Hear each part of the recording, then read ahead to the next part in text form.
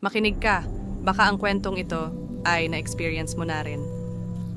October 12, 2023. Dear DJ Lagim, ako po si Ana, 25 years old, taga Makati. Gusto ko lang ibahagi ang isang karanasan ko noong college na hanggang ngayon, hindi ko pa rin malimutan. Nangyari ito sa isang dormitoryo malapit sa university.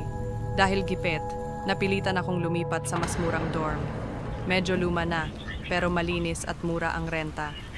Pinatira ako sa room 204. May 2 kama, sabi ng caretaker.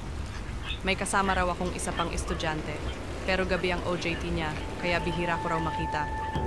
Pagpasok ko, may mga gamit na sa kabilang kama. Mga libro, bag, at isang maliit na stuffed toy na pusa. Sa unang gabi ko, bandang 2:00 ng madaling araw, nagising ako sa tunog ng pagbukas ng pinto. Akala ko bumalik na ang roommate ko. Narinig ko pa ang mga yabag at ang pag-upo sa kama. Pero nang sumilip ako, wala namang tao. Maayos ang kama, walang gumalaw.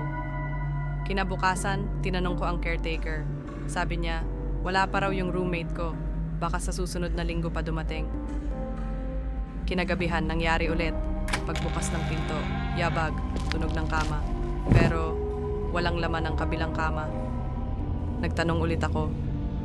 Doon sinabi ng caretaker, yung huling tumira sa room 204, nagpakamatay. Hanggang ngayon, hindi pa kinukuha ang mga gamit niya. DJ Lagim, gabi-gabi ko na siyang nararamdaman. Yung yabag, yung presensya. Minsan, mahina na siyang umiiyak. Hindi ko alam paano ko natapos ang semester. Pero tuwing naaalala ko ang kwartong yon, parang naririnig ko pa rin siya. Tulog na raw ako, siya na raw ang magbabantay.